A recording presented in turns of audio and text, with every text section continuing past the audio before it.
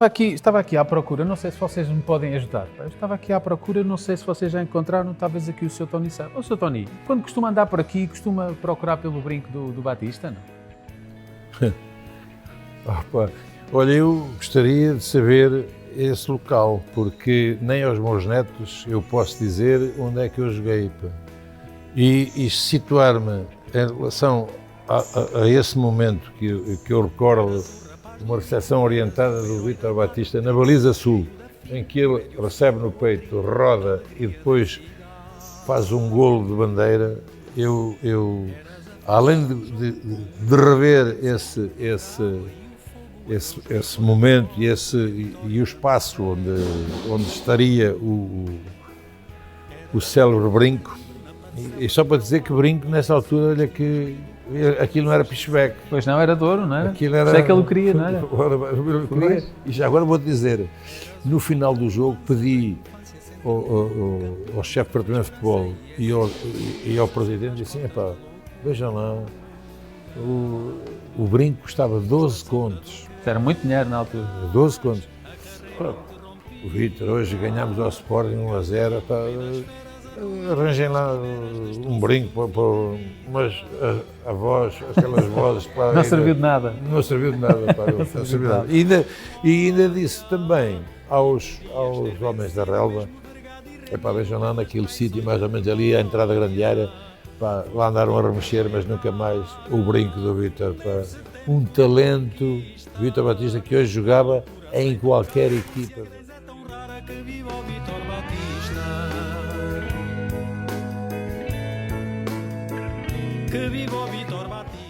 Então, muito obrigado a todos por estarem aqui presentes connosco, um dia marcante no Visão Vermelha. Temos connosco António Oliveira, mais conhecido por Sr. Tony, uma figura histórica para o nosso clube, para todos os benfiquistas, e é apelidado Sr. Benfica pelo treinador e jogador que foi ou pelo benfiquista que é? Olha, agora que tivemos aqui este momento, que será sempre um momento inesquecível de quem interviu nesse momento e nesse lance, dizer-vos que é um gosto estar a partilhar algumas das histórias ligadas a uma carreira de muitos anos dentro do Glorioso, e dizer-te uma coisa que já o disse muitas vezes. Eu aderi à causa do Benfica quando aqui cheguei em junho de 68. O meu clube de miúdo era o clube do meu pai. O clube do meu pai era o Belenenses. Portanto, eu não sou bacteriologicamente puro benfiquista. Também nunca menti. Portanto, as minhas origens, aquilo que era o meu clube de miúdo, numa aldeia onde só havia adeptos do Benfica e do Sporting. Portanto, e o miúdo que...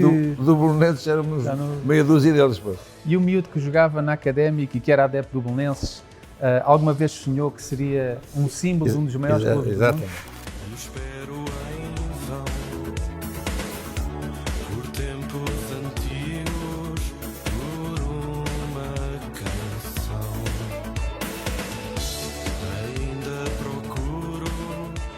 Toda a trajetória depois que acontece, desde o Anadia Futebol Clube até a Associação Académica de Coimbra e depois chegar em junho de 68 ao Estádio da Luz, é uma aventura, é um desafio, é um sonho, porque aqui ainda era um sonho, porque a realidade ainda estava para ser consolidada e confirmada, não é? E isso depois acabou, mal sabia, portanto, eu que iria fazer parte, portanto, da história do centenária do Sporting do Benfica, como jogador, encontrando gente aqui que já tinha um lastro de vitórias e um lastro de jogadores de uma craveira mundial, portanto, havia como o Eusébio, Luna, Simões, José Augusto, Torres, Jaime Graça, enfim. e tantos outros, cá vem, e Cruz, ainda encontrei também, portanto, e tudo isso foi o princípio para depois prolongar por anos em diversas facetas, como jogador, como treinador adjunto, como treinador principal, como diretor desportivo, enfim, portanto, foram muitos anos de vivências dentro de um clube que tem uma grandeza incomensurável. Não é? E seguiu a vida que o Sr. Ventura e a Dona Maria esperavam de si? Eu sou Ventura e a Dona Maria, aquilo que sempre que nos primórdios, portanto,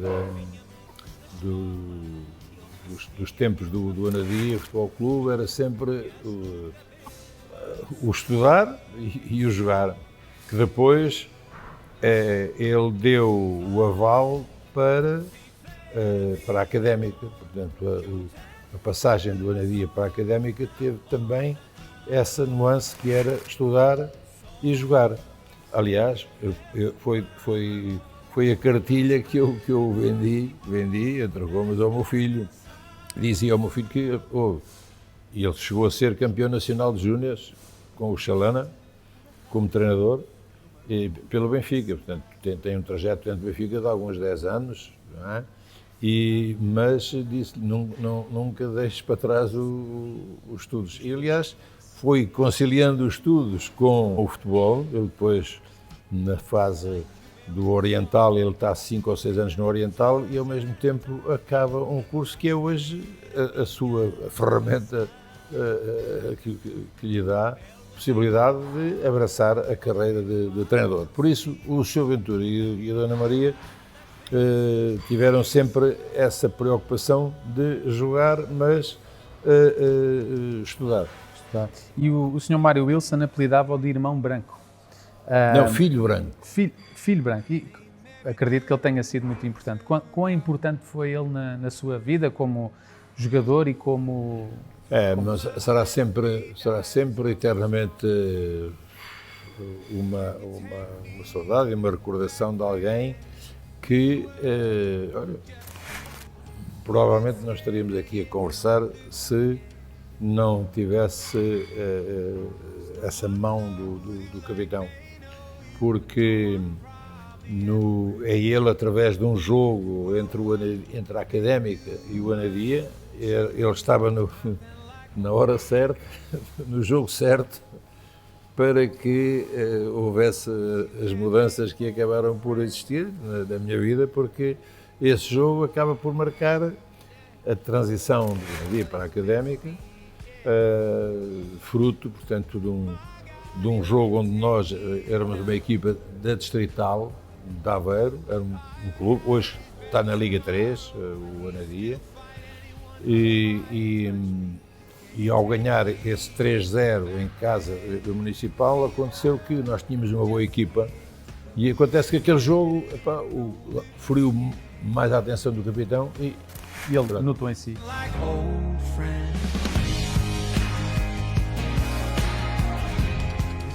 Lembra-se a última vez que falou com ele antes de ele partir? Lembro-me, era no mês de agosto, era em agosto, estava um dia de muito calor. E eu, em Coimbra, no final dos treinos, ele ficava sempre a fazer uns remates, a treinar os guarda-redes. E eu ficava a ajudá-lo. E via um homem que era um pontapé fortíssimo e tinha umas pernas lá, e eu, naquele dia, como estava calor, ele estava meio destapado e olhava para ele, portanto, e as pernas estavam, um pouco equilíbrio, se calhar. Ele estava deitado, estava na cama. Nesse dia, ele estava na cama e ele estava com dores e, portanto, não houve ali muita comunicação, porque ele só... E estava também uma das filhas, e que dizia, o pai hoje, ele não está muito bem. Portanto, aquilo era estava com alguma irritabilidade. Claro, normal. Entendes? Quer dizer, portanto, Com as dores que sentia. não com as visitas, quer dizer, portanto, mas essa foi uma das últimas vezes que eu vi, se não a última. Mas era eu depois da académica venho encontrá-lo aqui no Benfica e depois criámos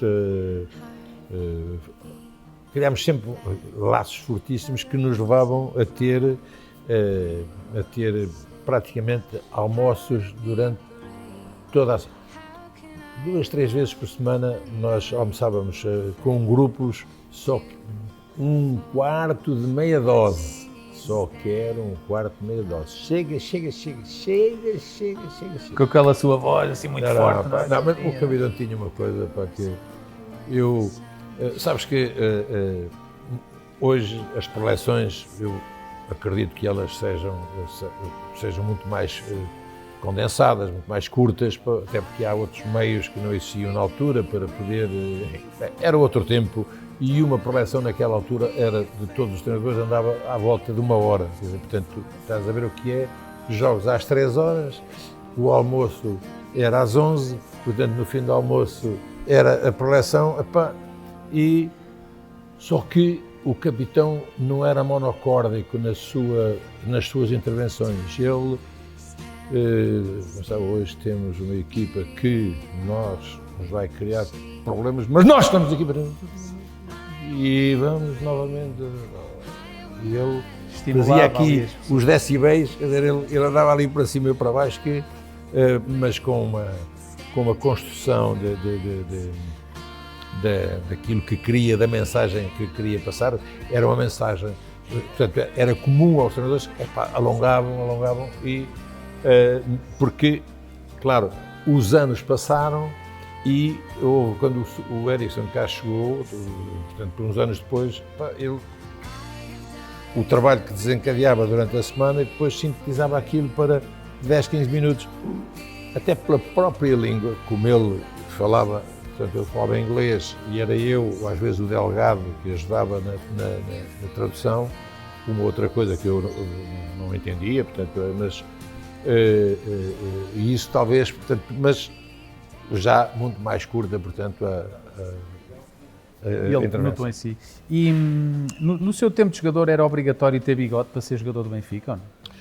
Não, sabes que, e se quiseres adicionar depois ao bigode, há um tempo também, se aqui não há fotografias, mas se fores ao museu ou até no estádio, há um setor onde há uma série de equipas de diversas épocas, vais ver que, além de bigode, eram cabeleiras fartas. Portanto, muita abundância capilar. Claro, tu não és do tempo vocês não são do tempo dos Beatles, mas se forem ver as fotografias, os Beatles eram tudo portanto, é o tempo das cabeleiras fartas. Era moda da altura, tinham bigode, outros não tinham. Sim. Mas se me perguntares porque é que o bigode, era a moda da altura, não era? Mas depois a moda também, se tu quiseres, depois deixou de ser moda.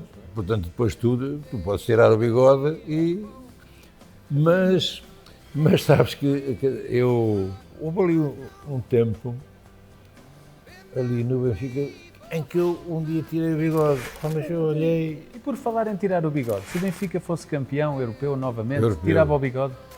Fazia uma promessa? Fazia, eu não sei quando é que vai para o ar, mas para vos dizer que se Portugal for campeão do mundo, eu antecipava, portanto... Está feita a promessa. Antecipava esse corte, portanto... Que registado. Mas, naturalmente, quer dizer, não é um corte definitivo, atenção.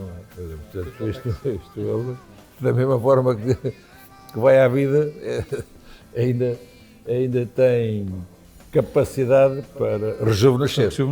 E nenhum jogador gosta de ser substituído, não é? Mas hoje passados 46 anos, quando sai para a estreia de um miúdo chamado Fernando Chalano, calhar acredito que não se tenha importado muito. Lembra-se desse dia? Claro, nós, quer dizer, fizeste uma boa, disseste que ninguém gosta de ser substituído, é natural, mas é natural, ao longo era assim e vai continuar a ser, portanto, mas eu lembro-me que foi de um jogo contra o Farense, em que nós estávamos a ganhar, não sei se 3-0, e o Chalana entra para... Só um grande jogador, um excepcional jogador podia substituir um bom jogador. Claro que sim, claro que sim. Concordamos. E então, porque o Chalana já dizia a todos que estava ali um talento nato, quer dizer, portanto, e foi, ainda bem que fiquei para a história ligado a ser o dia da estreia do Chalana, de ter saído para entrar, até lhe faço uma vénia ao grande Fernando Albino Sousa Chalana. E o meu menino, já agora ficas a saber. Era alcunha? Não era alcunha. Aquilo que dizia era passem a bola ao menino, porque o menino resolvia, não era? Exatamente, estou a ir. Claro. Passem a bola porque ali ela vai sair, ou sair o drible, ou sair um passe daqueles que é 20 a hora, que é 15. Açucarado. Exatamente. O Tony parava-os todos no meio campo. Não inventem, passem a bola que estão à rasca, passem a bola claro que ele. Claro que sim. Resolve isso tudo. Muita gente não sabe, mas num jogo fraturou a perna um adversário e o Tony não aguentou e teve que ser substituído em lágrimas. Ver o homem pelo adversário é algo que não abdica? Não, foi um momento, quer dizer, que me marcou, porque eu era um jogador viril, mas leal. E nesse dia é um lance que marca, a mim, marca-me do ponto de vista psicológico, a ele marca do ponto de vista físico. E isso, quando num jogo chovia torrencialmente, naquela altura os campos, quer o nosso, quer os dos outros, ficavam lençóis de água. Muita lama. Sim, hoje tu vês que os campos hoje chova o que chover, tem uma drenagem que é uma coisa que não existia, portanto, nesse tempo. E fruto de uma situação que não é uma jogada sem perigo, é mesmo na zona do meio campo. E acontece que, da forma como ele chuta e da forma como eu me defendo, acabou por ele fraturar a tíbia e o perónio. Nessa altura ainda não havia esta clivagem fortíssima entre Benfica e Porto e Benfica, não é? E eu saí nesse jogo, logo a seguir esse lance, e depois fui ainda visitá-lo, portanto, ao Porto. Hoje, quer dizer, isto era impensável, atendendo às relações que existem e esta situação, mas foi um momento para mim muito triste, porque eu estava a caminho do final da minha carreira e tinha o meu cadastro estava limpo e tenho a consciência de que, tendo uma percentagem de culpa, a outra também tenho que atribuir em menor ao Marco Aurélio, que depois felizmente recuperou e seguiu a sua vida. Foram 13 anos como jogador do Glorioso. Qual aquele jogo que lhe fica na mente? É sempre difícil, porque são muitos anos e felizmente são muitas vitórias em campeonatos e em taças, e que depois misturam-se aqui, mas há sempre, nós podemos fazer depois uma filtragem, e há sempre um que nos marca. 8/8/68, é o meu primeiro jogo pelo Benfica em Belém do Pará, do qual, no final do jogo, a bola estava comigo e eu guardei a bola desse jogo Belém do Pará contra o Clube do Remo. Era o clube de um jogador que jogou na Boa Vista, Arthur, e que depois vou jogar também no Porto. Depois, se quiseres outro, é quando em Tomar somos campeões pela primeira vez. Claro que já havia muitos dos jogadores do Benfica que já tinham ganho campeonatos. Para mim, o Humberto já tinha sido campeão em júniores pelo Benfica, mas para mim ser campeão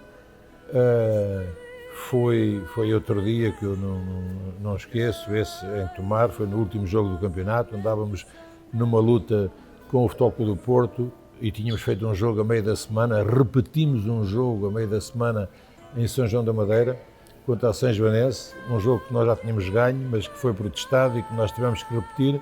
Ganhámos esse jogo 1-0, gol de penalti do Jacinto, e depois ganhámos 4-0 em Tomar.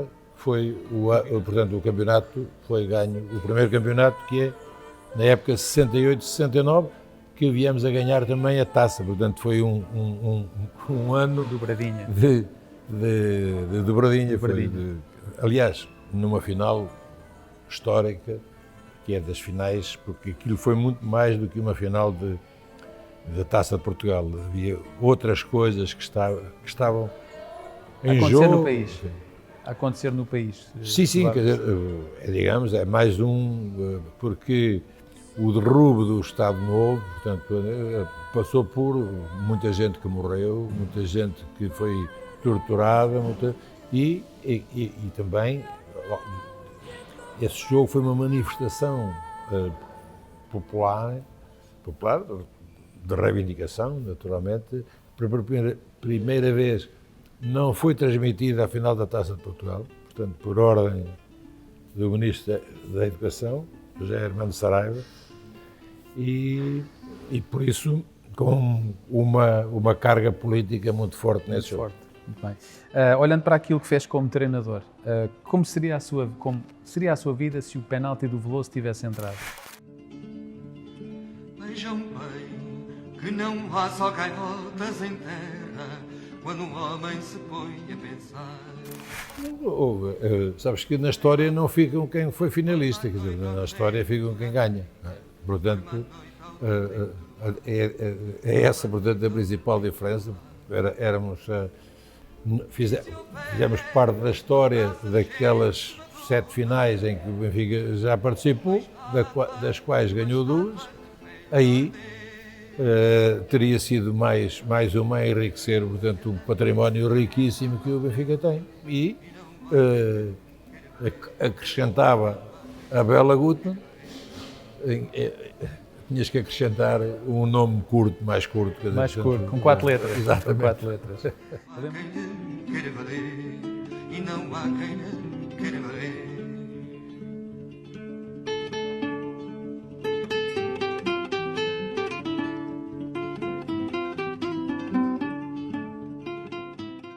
Eu lembro-me bem porque eu chorei muito nesse dia, era criança, e chorei muito no final, não é? Como muitos benfiquistas. Claro, isso eu acredito nisso, porque eu, enquanto miúdo, também chorei num célebre jogo Belenenses Sporting, em que o Belenenses empata 2-2 e perde o campeonato.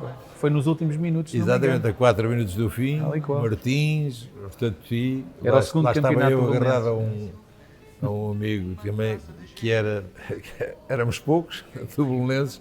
Portanto, eu isso, porque também essas vivências, e já não é a primeira vez que encontro gente mais jovem que na altura viveu as incidências do jogo e também choraram, claro. Porque quando se tem esse amor clubista, e esse ideal, e em momentos desses o perder significava, o ganhar significava uma coisa. Tal e qual. E é justo apelidarem no treinador defensivo, quando vai ao Alvalade, ganhar um campeonato e golear por 6-3? Não, uma andorinha não faz a primavera. Okay. Esse apelidar e esses ferretes que muitas vezes põem nos treinadores, ou por falta de liderança, ou por treinador defensivo, só para te elucidar. No primeiro ano em que eu ajudo o Benfica a ser campeão como treinador, eram 38 jogos e nós fomos o melhor ataque e a melhor defesa.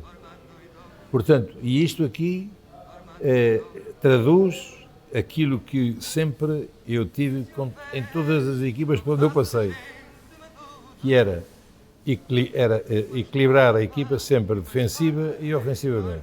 Portanto, e esta aqui traduz isso. Melhor ataque, melhor defesa. Um equilíbrio que a equipa tinha onde sofre 15 golos em 38 jogos. Sofre 15 golos em 38 jogos. Houve ali um aumento, passou-se de 18 para 20 por causa de um problema na altura.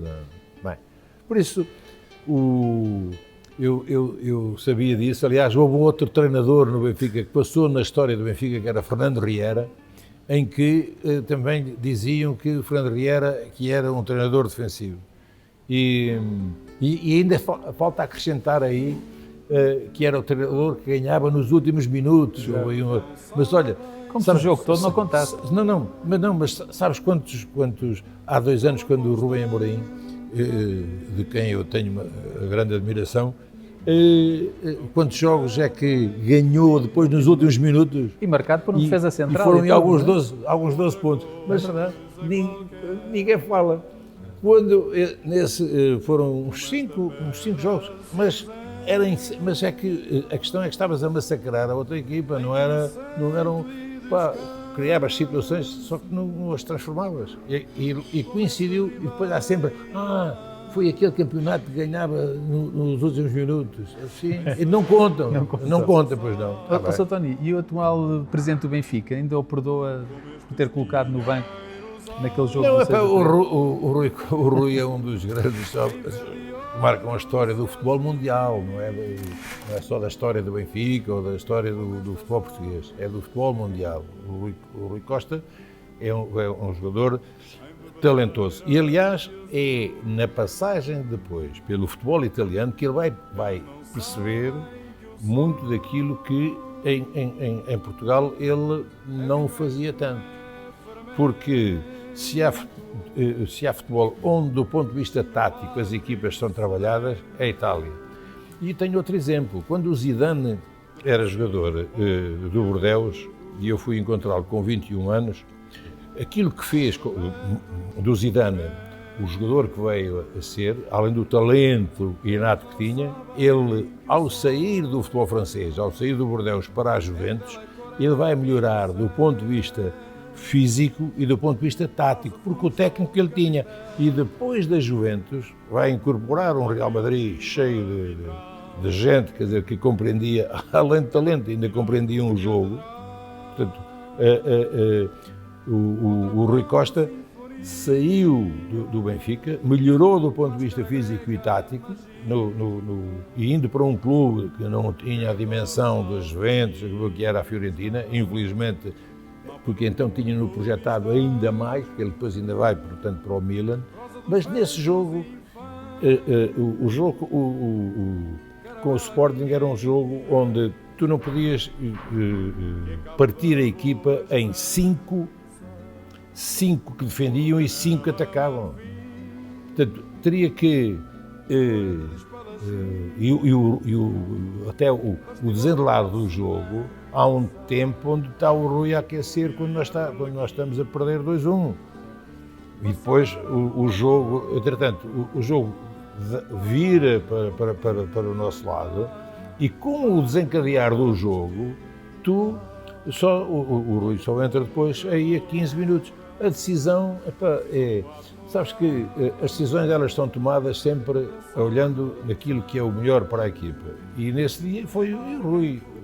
Ele como jogador, ele ficou pesaroso, quer dizer, de não ter participado num jogo histórico de início, mas a decisão não foi feita, quer dizer, só se eu fosse maluco, quer dizer, deixar o Rui de fora, o Rui ficou de fora, mas fruto daquilo que o treinador pensou na estratégia que preparou para aquele jogo. Claro que sim. Tanto que, nos outros jogos que havia. Olha, no jogo a seguir contra a União da Madeira, foi um jogo Foi ele que marcou. De grande dificuldade. Foi o Rui, ou foi o Rui que marcou, ou foi o Rui que preparou a jogada. Foi o Rui. Eu lembro-me, estava no estádio e a bola bateu no foi um defesa jogo de União da complicado, Madeira. muito complicado. Esse jogo No União fim, da Madeira ganhámos 1-0. Foi. Muito bem. Então, eu vou-lhe mostrar aqui um vídeo, um breve vídeo sobre uma entrevista que deu à RTP em 1994. Vou-lhe só pedir que... Vou colocar aqui e ver se consigo colocar. Temos, sim, é de defender a dignidade e defender valores, quer dizer, que um clube como aquele merecem ser defendidos porque as vitórias e os troféus conquistados fizeram a história do Benfica, mas há valores, quer dizer, que ajudaram também a construir essas mesmas histórias. Depois de ter sido campeão, de ter voltado a ser campeão, não lhe agrada a hipótese de trabalhar ao lado do Artur Jorge? Tudo agora são situações que nós estamos para equacionar e responder. Mas adjunto nunca mais? Não, isso, o caminho para trás, isso já estava anunciado há muito tempo. Então começa a ser um pouco incompatível. Pronto, então estamos aqui, tal como a semana passada, no último domingo, estamos a ocupar um tempo de antena, quer dizer, que não me parece... Se quiser já pode dizer. Não. Ficamos por aqui. Para a final da Supertaça, para a finalíssima? Penso que antes. Quando é que vai anunciar então? Não, quando as coisas estiverem concretizadas, elas neste momento ainda não estão. Espera que eles anunciem a contratação do Artur Jorge para depois anunciar a sua saída? Não, nós estamos a ter, e penso que ambas as partes têm que ter, têm que encontrar a solução que melhor sirva os interesses do Benfica, do Artur Jorge e do Tony. Muito bem, ainda se lembrava desta, não? Não. Então, Não, mas sei. Não, isso é uma situação que quando há decisões que se tomam por quem dirige tenta sempre escolher as melhores opções. Aquilo que pensa que é o melhor para o clube. E nessa altura já andavam uns zunzuns de que... Mas eu abstraí-me sempre do que estava eventualmente para acontecer e o objetivo que a gente tinha era ganhar o campeonato e daí não sair desse objetivo. E em relação aos jogadores, depois a mudança para o Ortodoxo, e eu hoje dizer que a mim foi sempre a forma como conduziram as coisas, porque as coisas teriam sido conduzidas de uma forma mais aberta, mais franca, quer dizer, porque eu não merecia, portanto, que o tivessem feito da forma como o fizeram. Mas agora, já 28 anos depois, anos, tenho pena que depois dessa mudança as coisas não tenham sido benéficas para o Benfica. O Benfica, quer a nível de equipa, quer a nível de clube, de direção, mudanças de direção, até que vai encontrar, anos mais tarde, então, um rumo que, com a conquista do campeonato contra a Patone, e foram 11 anos depois, é que o Benfica acaba por chegar, portanto, a um caminho novo, e que teve ali um preço caro, fruto de más políticas, más decisões que houve e que levaram a que se estendesse no tempo muito tempo sem vitórias. Disse um dia que queria que as suas cinzas fossem espalhadas no relevado do estádio. Sabes que o futebol leva-nos a que haja coisas do ponto de vista emocional, os sentimentos misturam do ponto de vista emocional e depois da razão. E isso era, no fundo, era dizer naquele período, portanto, onde nós vivemos de uma forma intensa, eu estava convencido que morria aqui dentro, portanto, não havia outro. Isto era um clube que eu nunca mais saía daqui. Era a sua vida, era aqui, não é? Era isso.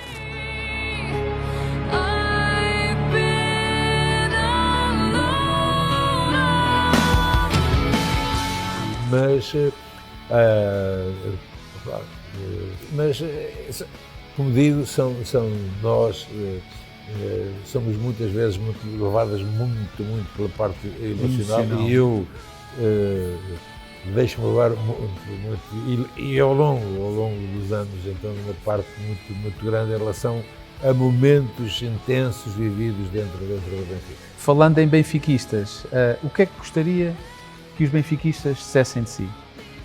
Não, sabes que como te disse, quando eu acho que comecei mais ou menos a dizer que me entreguei à causa com amor, com paixão, com profissionalismo também, quer dizer, naturalmente, e isso não, também disse que o Tony do Benfica não tem preço, quer dizer, portanto, eu acho que não tenho que pedir nada, porque eu acho que tenho que agradecer é ter chegado a um clube desta grandeza e da incomensurável que tem, quer dizer, porque também digo que muitas vezes tenho dito que o Benfica é muito mais de um clube, mais do que um clube de futebol, portanto congrega nele sentimentos que se espalham, ver a forma como os adeptos vivem. Olha, dizes que já choraste, não é? Agora vê lá, quer dizer, quantos não choram, quantos não vivem, porque o futebol, sendo aquele que concita as atenções maiores, depois há também, estende-se o ecletismo que o Benfica tem e que faz com que em tudo haja esse amor e essa paixão por parte dos adeptos. E não tenho agora de dizer o que é que eu gostaria de... Não, aquilo que eu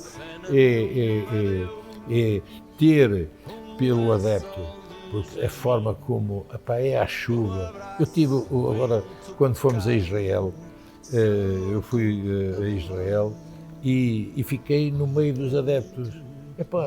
E a forma como a parte dos adeptos do Benfica, havia um setor onde estavam os adeptos do Benfica e havia outro que estava mais em baixo.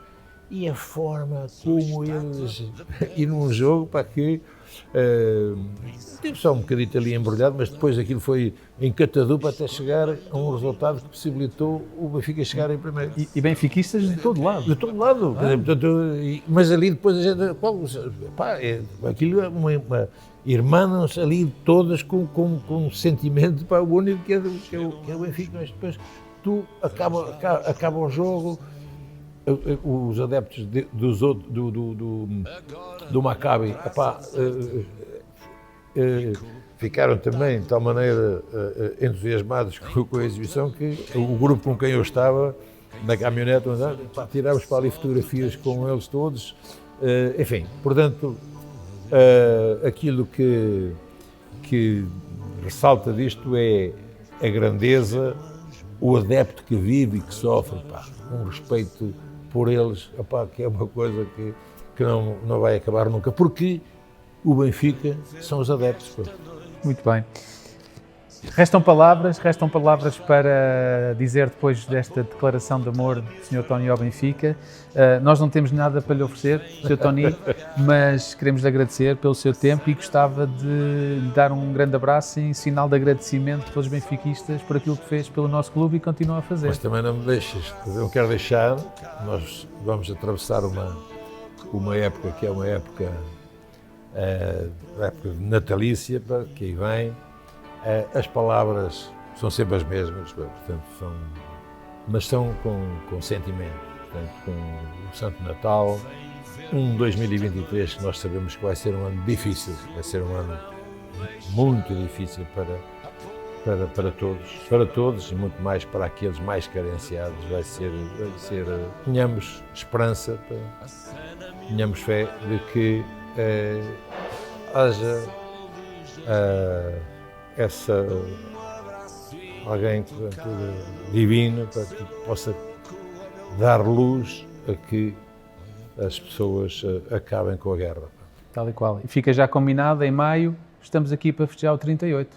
Vimos cá ter consigo. Exatamente, portanto, a promessa que há é... A promessa é que... Já tem duas, não é? Já tem duas portanto, promessas. A do Campeonato do Mundo... Corta o bigode. Sim, se ganharmos, se Volta a crescer o campeões bigode. europeus. Ora bem, volta a crescer, Volta a crescer. para depois o Cortar outra cortarmos vez. quando, também em maio, quando formos campeões europeus. Muito bem. Então um abraço. Ok.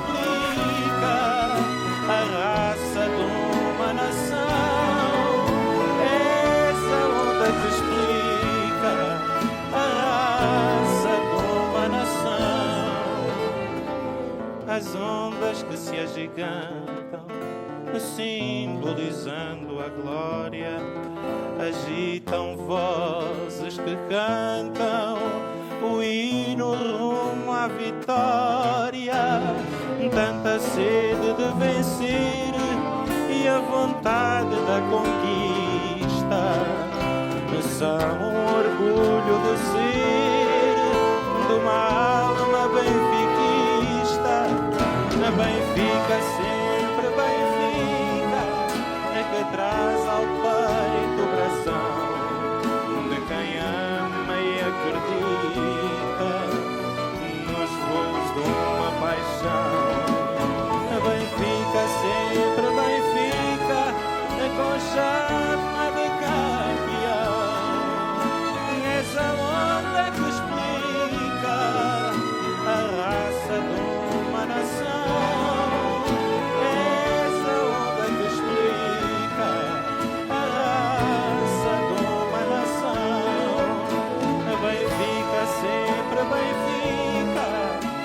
Traz ao peito o brasão de quem ama e acredita nos voos de uma paixão.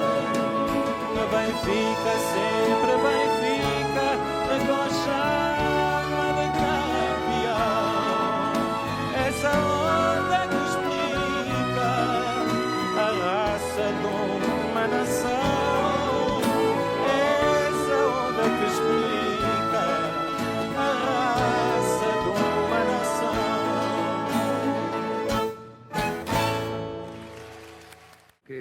O meu lema foi e continuará a ser servir o Benfica até que as pessoas o queiram.